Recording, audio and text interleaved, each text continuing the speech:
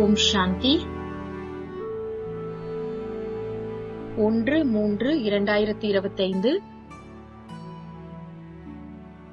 காலை முரளி பாப் தாதா மதுபன்.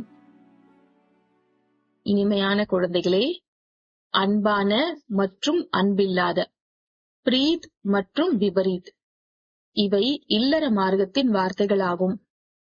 இப்பொழுது உங்களுடைய அன்பு ஒரு தந்தையிடம் ஏற்பட்டுள்ளது. குழந்தைகளாகிய நீங்கள் நிரந்தரமாக தந்தையின் நினைவில் இருக்கிறீர்கள்.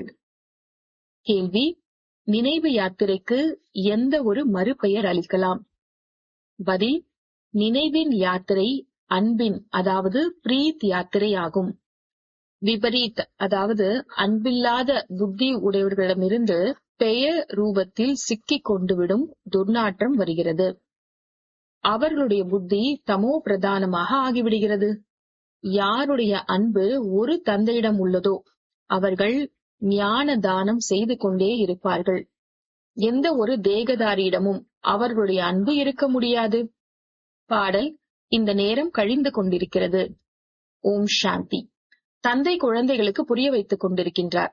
இப்பொழுது இதை நினைவு யாத்திரை என்றும் கூறலாம், பின் அன்பின் யாத்திரை என்றும் கூறலாம். மனிதர்களோ அந்த யாத்திரைகளில் செல்கிறார்கள். படைப்புகளின் யாத்திரைக்கு செல்கின்றனர். விதவிதமான படைப்புகளின் யாத்திரைகள் இருக்கின்றன அல்லவா? படைப்பவர் பற்றியோ யாருக்குமே தெரியவே தெரியாது. இப்பொழுது நீங்கள் படைப்பவரான தந்தையை அறிந்திருக்கிறீர்கள். அந்த தந்தையின் நினைவில் நீங்கள் ஒருபொழுதும் நின்றுவிடக்கூடாது. உங்களுக்கு நினைவினுடைய யாத்திரை கிடைத்துள்ளது. இதற்கு நினைவின் யாத்திரை அல்லது அன்பின் யாத்திரை என்று கூறப்படுகிறது. யாருக்கு அதிகமாக அன்பு இருக்குமோ அவர்கள் யாத்திரையும் நன்றாக செய்வார்கள். எந்த அளவு அன்புடன் யாத்திரையில் இருப்பீர்களோ அந்த அளவு தூய்மையாகிக் கொண்டே செல்வீர்கள். ஷிவ் பகவான் வாச், அதாவது சிவ பகவான் கூறுகின்றார் அல்லவா, விநாச காலத்தில் விபரீத புத்தி மற்றும் விநாச காலத்தில் அன்பான புத்தி. இப்பொழுது விநாச காலமாகும் என்பதை குழந்தைகளாகி நீங்கள் அறிந்துள்ளீர்கள். இது அதே கீதையின் அத்தியாயம் நடைபெற்றுக் கொண்டிருக்கிறது. பாபா ஸ்ரீகிருஷ்ணரின் கீதை மற்றும் திரிமூர்த்தி சிவனின் கீதை இவற்றிற்கு இடையில் உள்ள வேற்றுமையை கூறியிருக்கின்றார். இப்பொழுது கீதையின் பகவான் யார்? பரம்பிதா சிவ் பகவான் கூறுகின்றார், பகவான் வாச், சிவன் என்ற பெயர் கூட அநேகருக்கு உள்ளது. எனவே பரம்பிதா பரமாத்மா என்று எழுதும் பொழுது அவர் சுப்ரீம் அதாவது உயர்ந்தவர் ஆகிவிடுகின்றார். யாருமே தங்களை பரம்பிதா என்று கூற முடியாது. சந்நியாசிகள் சிவோகம் என்று கூறுகிறார்கள். அவர்களோ தந்தையை நினைவு கூட செய்ய முடியாது. தந்தையை அறியாமலே உள்ளார்கள். தந்தையிடம் அன்பு இல்லவே இல்லை. பிரீத் அன்பு மற்றும் விபரீத் அன்பில்லாதது. இந்த வார்த்தைகள் இல்லற மார்க்கத்தினுடையது ஆகும். ஒரு சில குழந்தைகளுக்கு தந்தையிடம் அன்பான புத்தி இருக்கிறது. ஒரு சிலருக்கு விபரீத் அதாவது அன்பற்ற புத்தியும் இருக்கிறது. உங்களிலும் அவ்வாறே உள்ளது.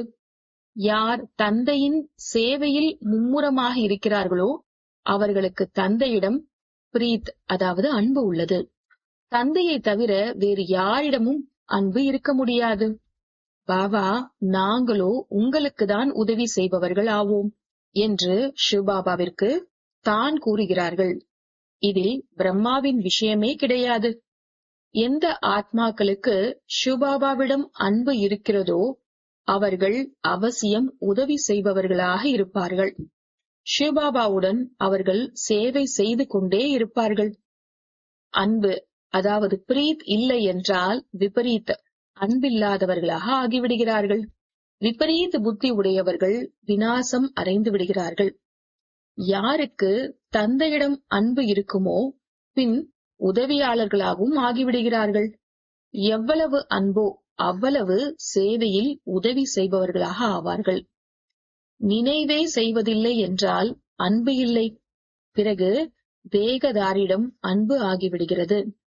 மனிதர்கள் மனிதர்களுக்கு தங்களுடைய நினைவான பொருள் கூட கொடுக்கிறார்கள் அல்லவா? அது அவசியம் நினைவிற்கு வருகிறது. இப்பொழுது குழந்தைகளாகிய உங்களுக்கு தந்தை அழியாத ஞான ரத்தினங்களின் பரிசை அளிக்கிறார். அதன் மூலம் நீங்கள் ராஜ்யத்தை அடைந்து விடுகிறீர்கள். அழியாத ஞான ரத்தினங்களின் தானம் செய்கிறார்கள் என்றால் அன்பான புத்தி உடையவர்களாக ஆவார்கள். பாபா அனைவருக்கும் நன்மை செய்ய வந்துள்ளார். நாம் கூட உதவியாளர்கள் ஆக வேண்டும் என்பதை அறிந்திருப்பார்கள். இதுபோல் அன்பான புத்தி உடையவர்கள் வெற்றி அடைவார்கள். பிரீத் புத்தி விஜயந்தி. யார் நினைவே செய்வதில்லையோ அவர்கள் அன்பான புத்தி உடையவர்கள் இல்லை. தந்தையிடம் அன்பு இருக்கிறது. நினைவு செய்கிறார்கள் என்றால் விக்கர்மங்கள் விநாசமாகிவிடும், அதாவது பாவங்கள் அழிந்துவிடும். மேலும் மற்றவர்களுக்கும் நன்மைக்கான வழியை கூறுவார்கள். பிராமண குழந்தைகளாகிய உங்களிலும் கூட அன்பு, அதாவது பிரீத் மற்றும் அன்பில்லாமை விபரீத் பொருந்தி உள்ளது. தந்தையை அதிகமாக நினைவு செய்கிறார்கள் என்றால் அன்பு இருக்கிறது என்று பொருள். என்னை நிரந்தரமாக நினைவு செய்யுங்கள், எனக்கு உதவி செய்பவர்களாக ஆகுங்கள் என்று தந்தை கூறுகின்றார். படைப்பிற்கு ஒரே படைப்பு கர்த்தாவான தந்தை தான் நினைவில் இருக்க வேண்டும். எந்த ஒரு படைப்பையும் நினைவு செய்யக்கூடாது. உலகத்திலோ படைப்பு கர்த்தாவை யாருமே அறியாமல் உள்ளார்கள், நினைவும் செய்வதில்லை. சந்நியாசிகள் கூட பிரம்மத்தை நினைவு செய்கிறார்கள். அவர்கள் கூட, அதாவது சந்நியாசிகள் கூட படைப்புதான். படைப்பு கர்த்தாவோ அனைவருக்கும் ஒரே ஒருவர் ஆவார் அல்லவா? மேலும் இந்த கண்களால் பார்க்கும் பொருட்கள் அனைத்துமே படைப்பு ஆகும். யார் கண்ணுக்கு தெரிவதில்லையோ அவர்கள் படைப்பு கர்த்தாவான தந்தை ஆவார். பிரம்மா, விஷ்ணு, சங்கருக்கும் மடங்கள் உள்ளன. அவர்களும் படைப்பு ஆவார்கள். பாபா தயாரிப்பதற்காக கூறியிருக்கும் படங்களில் மேலே பரம்பிதா பரமாத்மா திரிமூர்த்தி சிவ பகவானுடைய வாக்கு என்று எழுத வேண்டும். ஒருவர் தன்னை பகவான் என்று வேண்டுமானாலும் கூறலாம், ஆனால் பரம்பிதா என்று கூற முடியாது. உங்களுடைய புத்தியோகம் சிவபாபாவுடன் உள்ளதே என்று ஷரீரத்துடன் இல்லை. தன்னை அஷரீரி ஆத்மா என்று உணர்ந்து தந்தையாகிய என்னை நினைவு செய்யுங்கள் என்று தந்தை புரிய வைத்துள்ளார். பிரீத், அதாவது அன்பு, மற்றும் விபரீத் அன்பில்லாமை எல்லாமே சேவையை பொறுத்தது. நல்ல அன்பு உள்ளது என்றால் தந்தையின் சேவையை கூட நன்றாக செய்வார்கள். அப்பொழுது வெற்றி அடைவார்கள். விஜயந்தி என்று கூறுகிறார்கள் அல்லவா? அன்பு இல்லை என்றால் சேவையும் ஆகாது. பிறகு பதவியும் குறையும். குறைந்த பதவியினருக்கு உயர்ந்த பதவியிலிருந்து அழிந்து விட்டனர் என்று கூறுவார்கள். பார்க்க போனால் விநாசமோ அனைவருக்குமே தான் ஆகிறது. ஆனால் இது குறிப்பாக அன்புடைய மற்றும் அன்பில்லாதவர்களின் விஷயமாகும். படைப்பவரான தந்தையோ ஒரே ஒருவராவார். அவருக்குதான் சிவ பரமாத்மாய நமக என்கின்றார்கள். சிவ ஜெயந்தி கூட கொண்டாடுகிறார்கள். சங்கர ஜெயந்தி என்று ஒரு பொழுதும் கேள்விப்படவே இல்லை. பிரஜாபிதா பிரம்மாவின் பெயர் கூட பிரசித்தமானது ஆகும். விஷ்ணுவின் ஜெயந்தி கொண்டாடுவதில்லை, கிருஷ்ணருடையதை கொண்டாடுகிறார்கள். கிருஷ்ணர் மற்றும் விஷ்ணுக்கிடையே என்ன வித்தியாசம் உள்ளது என்பது கூட யாருக்கும் தெரியாது. மனிதர்களுடையது விநாச கால விபரீத புத்தி. எனவே உங்களிலும் கூட அன்பான மற்றும் அன்பில்லாத புத்தி உடையவர்கள் இருக்கிறார்கள் அல்லவா? உங்களுடைய இந்த ஆன்மீக தொழிலோ மிகவும் நன்றாக உள்ளது என்று தந்தை கூறுகின்றார். அதிகாலை மற்றும் மாலையின் பொழுது இந்த சேவையில் ஈடுபட்டு விடுங்கள். மாலையின் நேரத்தில் 6 மணி முதல் 7 மணி வரை நல்ல நேரம் என்று கூறுகிறார்கள். சத்சங்கம் ஆகியவை கூட மாலையில் மற்றும் அதிகாலையில் நிகழ்த்துகிறார்கள். இரவிலோ வாயு மண்டலம் மோசமாகி விடுகிறது. இரவில் ஆத்மா சுயம் சாந்தியில் சென்று விடுகிறது. அதற்கு உறக்கம் என்று கூறப்படுகிறது. பிறகு அதிகாலை விழிக்கிறார்கள். எனது மனமே அதிகாலையில் ராமரை நினைவு செய் என்றும் கூறுகிறார்கள்.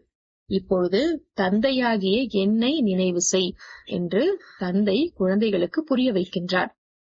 சிவபாபா ஷரீரத்தில் பிரவேசம் செய்யும் பொழுதுதானே என்னை நினைவு செய்தீர்கள் என்றால் விக்கர்மங்கள் விநாசமாகிவிடும் என்று கூற முடியும். நாம் எந்த அளவு தந்தையை நினைவு செய்கின்றோம் மற்றும் ஆன்மீக சேவை செய்கின்றோம் என்பதை குழந்தைகளாகி நீங்கள் அறிந்துள்ளீர்கள். தன்னை ஆத்மா என்று உணர்ந்து தந்தையை நினைவு செய்தீர்கள் என்றால் நீங்கள் தமோ பிரதான நிலையிலிருந்து சதோ பிரதானமாக ஆகிவிடுவீர்கள் என்று அனைவருக்கும் இதே அறிமுகம் கொடுக்க வேண்டும். அப்போது துரு நீங்கிவிடும். பிரீத் புத்தி, அதாவது அன்பான புத்தியில் கூட சதவிகிதம் உள்ளது. தந்தையிடம் அன்பு இல்லை என்றால் அவசியம் தனது தேகத்தின் மீது அன்பு உள்ளது அல்லது நண்பர்கள், உறவினர்கள் ஆகியோரிடம் அன்பு உள்ளது என்று பொருள். தந்தையிடம் அன்பு இருந்தது என்றால் சேவையில் ஈடுபட்டு விடுவார்கள். தந்தையிடம் அன்பு இல்லை என்றால் சேவையில் கூட ஈடுபட மாட்டார்கள். எவரொருவருக்கு தந்தை மற்றும் ராஜ்யத்தின் ரகசியத்தை புரிய வைப்பது மிகவுமே சுலபமாகும். ஹே பகவான், ஹே பரமாத்மா என்று கூறி நினைவு செய்கிறார்கள். ஆனால் அவரை முற்றிலும் அறியாமல் உள்ளனர். ஒவ்வொரு படத்திலும் மேலேயும் பரம்பிதா திரிமூர்த்தி சிவ பகவான் வாச், அதாவது பகவானுடைய வாக்கியம் என்று அவசியம் எழுத வேண்டும் என்று பாபா புரிய வைத்துள்ளார். அப்பொழுது யாரும் எதுவும் கூற முடியாது. இப்பொழுது குழந்தைகளாகிய நீங்களோ உங்களுடைய நாட்டை நட்டுக் கொண்டிருக்கிறீர்கள். எல்லோருக்கும் வழி கூறுங்கள். அப்பொழுது தந்தையிடமிருந்து வந்து ஆஸ்தி பெற முடியும். தந்தையை அறியாமலேயே உள்ளார்கள். எனவே பிரீத் புத்தி, அதாவது அன்பான புத்தி இல்லவே இல்லை. பாவங்கள் அதிகரித்து அதிகரித்து முற்றிலுமே தமோ பிரதானமாக ஆகிவிட்டுள்ளார்கள். யார் நிறைய நினைவு செய்கிறார்களோ அவர்களுக்கு தந்தையிடம் அன்பு இருக்கும். அவர்களுடையதுதான் கோல்டன் ஏஜ், அதாவது தங்க யுக புத்தியாக இருக்கும். ஒருவேளை வேறு புறங்களில் புத்தி அலைந்து கொண்டிருந்தது என்றால் தமோ பிரதானமாகவே இருந்து விடுவார்கள். முன்னால் அமர்ந்துள்ளார்கள் என்றாலும் கூட அன்பான புத்தி என்று கூற மாட்டார்கள். ஏனெனில் நினைவே செய்வதில்லை. அன்பான புத்தியில் அடையாளமே நினைவு.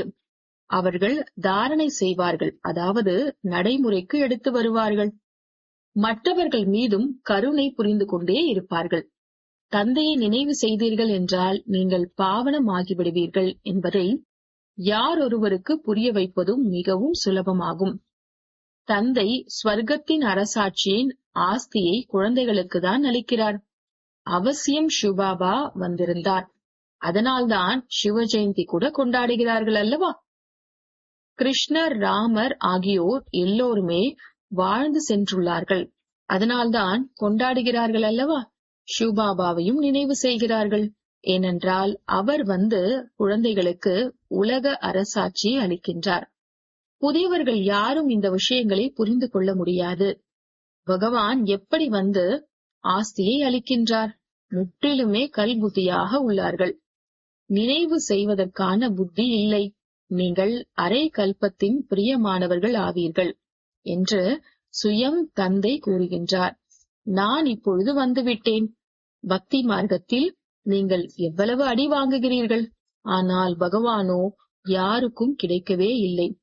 தந்தை பாரதத்தில்தான் வந்துள்ளார் மற்றும் முக்தி, ஜீவன் முக்தியின் வழியை கூறியிருந்தார் என்பதை குழந்தைகளாகிய நீங்கள் இப்பொழுது புரிந்துள்ளீர்கள். கிருஷ்ணரோ இந்த வழியை கூறுவதில்லை. பகவானிடம் எப்படி அன்பு இணைய முடியும் என்பதை பாரதவாசிகளுக்கு தான் தந்தை வந்து கற்பிக்கின்றார். வருவதும் பாரதத்தில்தான். சிவ ஜெயந்தியை கொண்டாடுகிறார்கள். உயர்ந்ததிலும் உயர்ந்தவர் பகவான் ஆவார் என்பதை குழந்தைகளாகிய நீங்கள் அறிந்துள்ளீர்கள். அவருடைய பெயர் சிவன் என்பதாகும். எனவே நீங்கள் சிவ ஜெயந்தி தான் வைரத்திற்கு சமமானது என்று எழுதுகிறீர்கள். மற்ற எல்லோருடைய ஜெயந்தியும் சோழிக்கு சமமானது. இவ்வாறு எழுதுவதால் கோபித்துக் கொள்கிறார்கள். எனவே ஒவ்வொரு படத்திலும் சிவ பகவான் வாச், அதாவது சிவ பகவான் கூறுகின்றார் என்று இருந்தால் நீங்கள் பாதுகாப்பாக இருப்பீர்கள். ஒரு சில குழந்தைகள் முழுமையாக புரிந்து கொள்ளாமல் இருக்கும் பொழுது அதிருப்தி அடைந்து விடுகிறார்கள். மாயையின் கிரகச்சாரத்தின் முதல் தாக்கம் புத்தியின் மீதுதான் செய்கிறது. தந்தையிடமிருந்து புத்தி யோகத்தை துண்டித்து விடுகிறார்கள். அதனால் ஒரேடியாக மேலிருந்து கீழே விழுந்து விடுகிறார்கள். தேகதாரியிடம் புத்தி யோகம் சிக்கி விடுகிறது என்றால் தந்தையிடம் அன்பில்லாதவர்களாக ஆகிவிட்டார்கள் அல்லவா? நீங்கள் ஒரே ஒரு விசித்திர அதாவது சரீரமற்ற விதேகி அதாவது தேகமற்ற தந்தையிடம் அன்பு கொள்ள வேண்டும். தேகதாரிடம் அன்பு வைப்பது தீமை ஏற்படுத்தும். புத்தி மேலிருந்து அறுபட்டு விடுகிறது என்றால் முற்றிலுமாக கீழே விழுந்து விடுகிறார்கள். இது அழியாத அமைக்கப்பட்ட நாடகம் என்றாலும் கூட மீண்டும் புரிய வைப்பார் அல்லவா? அன்பில்லாத புத்தி உடையவர்களிடத்திலிருந்து பெயர் உருவத்தில் மாட்டி விடுவதற்கான துர்நாற்றம் ஏற்படுகிறது. இல்லையென்றால் சேவையில் உறுதியாக நின்றுவிட வேண்டும். பாபா நேற்றைக்கு கூட நல்ல முறையில் புரிய வைத்தார். முக்கியமான விஷயமே கீதையின் பகவான் யார் என்பதாகும். இதில்தான் உங்களுடைய வெற்றியாக போகிறது. கீதையின் பகவான் சிவனா இல்லை ஸ்ரீகிருஷ்ணரா என்று நீங்கள் கேட்கிறீர்கள். சுகம் அளிப்பவர் யார்? சுகம் அளிப்பவரோ சிவனாவார். எனவே அவருக்கு ஓட் அதாவது வாக்களிக்க வேண்டும். அவருக்குதான் மகிமை உள்ளது. இப்பொழுது ஓட் அதாவது வாக்கு அளியுங்கள். கீதையின் பகவான் யார்? சிவனுக்கு ஓட் அளிப்பவர்களுக்கு அன்பான புத்தி என்று கூறுவார்கள். இதுவோ மிக பெரிய எலெக்ஷன் அதாவது தேர்தல் ஆகும். யார் நாள் முழுவதும் ஞான மனனம் அதாவது சிந்தனை கடலை கடைதல் செய்து கொண்டே இருப்பார்களோ அவர்களுடைய புத்தியில் இந்த எல்லா யுக்திகளும் வரும். ஒரு சில குழந்தைகள் போக போக கோபித்துக் கொண்டு விடுகிறார்கள். இப்பொழுதுதான் பார்த்தீர்கள் என்றால் அன்பு இருக்கிறது. சிறிது நேரத்தில் பார்த்தீர்கள் என்றால் அன்பு அறுபட்டு விடுகிறது. கோபித்துக் கொண்டு விடுகிறார்கள். ஏதாவது ஒரு விஷயத்தில் கோபித்துக் கொண்டு விட்டார்கள் என்றால் பின் ஒரு பொழுதும் நினைவு கூட செய்ய மாட்டார்கள். கடிதம் கூட எழுத மாட்டார்கள். அதாவது அன்பு இல்லை. பிறகு பாபாவுக்கு கூட 6-8 மாதங்கள் கடிதம் எழுத மாட்டார்கள். பாபா காலனுக்கெல்லாம் காலன் ஆவார் அல்லவா? கூடவே தர்மராஜும் ஆவார். தந்தையை நினைவு செய்ய நேரம் இல்லை என்றால் நீங்கள் என்ன பதவி அடைவீர்கள்? பதவி மோசமாக ஆகிவிடும். ஆரம்பத்தில் பாபா மிகவும் யுக்தியுடன் பதவியை கூறிக்கொண்டிருந்தான். இப்பொழுது அவர்கள் இருக்கிறார்களா என்ன? இப்பொழுதோ மீண்டும் மாலை அமைய வேண்டி உள்ளது. சர்வீசபிள் அதாவது சேவை செய்பவர்களை பாபாவும் மகிமை செய்து கொண்டே இருப்பார். யார் ராஜ்யத்திற்கு அதிகாரியாக ஆகிறார்களோ அவர்கள் தானே கூறுவார்கள், தன் இனத்தை சேர்ந்தவர்களையும் உருவாக்க வேண்டும். இவர்களும் நம்மை போல் ஆட்சி புரியட்டும். ராஜாவிற்கு அன்னதாத்தா அதாவது உணவளிக்கும் வள்ளல் தாய் தந்தை என்று கூறுகிறார்கள். இப்பொழுது தாயோ ஜெகதம்பா ஆவார். அவர் மூலமாக உங்களுக்கு அளவற்ற சுகம் கிடைக்கிறது. நீங்கள் புருஷார்த்தம் அதாவது முயற்சி மூலமாக உயர்ந்த பதவியை அடைய வேண்டும். யார் யார் என்ன ஆகிக் கொண்டிருக்கிறார்கள் என்பது நாளுக்கு நாள் குழந்தைகளாகிய உங்களுக்கு தெரிந்து கொண்டே போகும். சேவை செய்தார்கள் என்றால் தந்தையும் அவர்களை நினைவு செய்வார். சேவையே செய்வதில்லை என்றால் தந்தை ஏன் நினைவு செய்ய வேண்டும்? யார் அன்பான புத்தி உடையவர்களோ அந்த குழந்தைகளை தந்தை நினைவு செய்வார். சேவை செய்வதில்லை என்றால் தந்தை ஏன் நினைவு செய்ய வேண்டும்? யார் அன்பான புத்தி உடையவர்களோ அந்த குழந்தைகளை தந்தை நினைவு செய்வார். யாராவது கொடுத்த பொருளை நீங்கள் அணிந்து கொண்டீர்கள் என்றால் அவசியம் அவர்களுடைய நினைவு வரும் என்பதையும் பாபா புரிய வைத்துள்ளார். பாபாவின் களஞ்சியத்தில் அதாவது பண்டாராவில் பெற்றீர்கள் என்றால் சிவபாபா தான் நினைவிற்கு வருவார். பாபா சுயம் தனது அனுபவத்தை கூறுகிறார். அவசியம் நினைவிற்கு வருகிறது. எனவே யார் கொடுத்த பொருளையும் வைத்துக் கொள்ளக் கூடாது. நல்லது. இனிமையிலும் இனிமையான காணாமல் போய் வெகு காலம் கழித்து கண்டெடுக்கப்பட்ட குழந்தைகளுக்கு தாய் தந்தை பாப் தாதாவின் அன்பு நினைவுகள் மற்றும் காலை வணக்கம். ஆன்மீக குழந்தைகளுக்கு ஆன்மீக தந்தையின் நமஸ்காரம். ஆன்மீக தந்தைக்கு ஆன்மீக குழந்தைகளின் நமஸ்காரம். தாரணைக்கான முக்கிய சாரம். முதலாவது, ஒரு விதேகி அதாவது தேகமற்ற விசித்திர அதாவது ஷரீரமற்ற தந்தையிடம் இதயத்தின் உண்மையான அன்பு இருக்க வேண்டும். மாயையின் கிரகச்சாரம் ஒரு பொழுதும் புத்தியை தாக்கக்கூடாது என்ற கவனம் எப்பொழுதும் இருக்க வேண்டும். இரண்டாவது, ஒரு பொழுதும் தந்தையிடம் கோபித்துக் கொள்ளக் கூடாது. சர்வீசபிள் அதாவது சேவை செய்பவர்களாக ஆகி தங்களது வருங்காலத்தை உயர்ந்ததாக ஆக்கிக் கொள்ள வேண்டும். யார் கொடுத்த பொருளையும் தன்னிடம் வைத்துக் கொள்ளக் கூடாது. வரதானம்: தூய்மையின் விதி மூலம் கோட்டையை உறுதியாக்கக்கூடிய சதா வெற்றியாளராக மற்றும் தடைகளற்றவராக ஆகுக. தூய்மையின் விதி மூலம் கோட்டையை உறுதியாக்கக்கூடிய சதா வெற்றியாளராக மற்றும் தடையற்றவராக ஆகுக. விளக்கம்: இந்த கோட்டையில் ஒவ்வொரு ஆத்மாவும் சதா வெற்றியாளராக மற்றும் தடையற்றவராக ஆக வேண்டும். அதற்காக விசேஷமான சமயத்தில் நாலாபுறத்திலும் ஒன்று போல் அனைவரும் சேர்ந்து யோகத்திற்கான நிகழ்ச்சியை ஏற்பாடு செய்யுங்கள். பிறகு யாரும் இந்த கம்பியை துண்டிக்க முடியாது.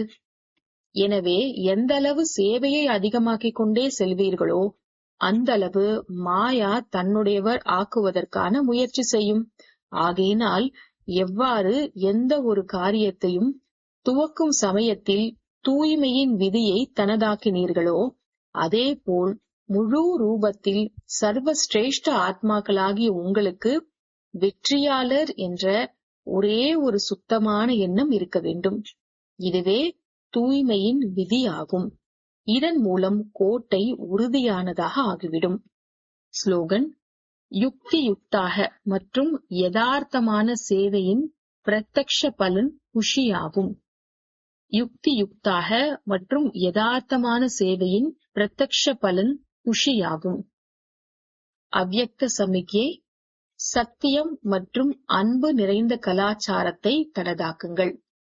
பிராமண வாழ்வில் முதல் நம்பர் கலாச்சாரம் சத்தியம் மற்றும் பண்பாடு ஆகும். எனவே ஒவ்வொருவருடைய முகம் மற்றும் நடத்தையில் இந்த பிராமண கலாச்சாரம் வெளிப்பட வேண்டும். ஒவ்வொரு பிராமணரும் புன்சிரித்த முகத்துடன் ஒவ்வொருவருடைய தொடர்பில் வர வேண்டும். ஒருவர் எப்படிப்பட்டவராக இருந்தாலும் நீங்கள் தன்னுடைய கலாச்சாரத்தை ஒருபோதும் விடாதீர்கள். அப்பொழுது சகஜமாக பரமாத்மா பிரத்யக்ஷம் ஆகுவதற்கு நிமித்தமாக ஆகுவீர்கள். ஓம் சாந்தி.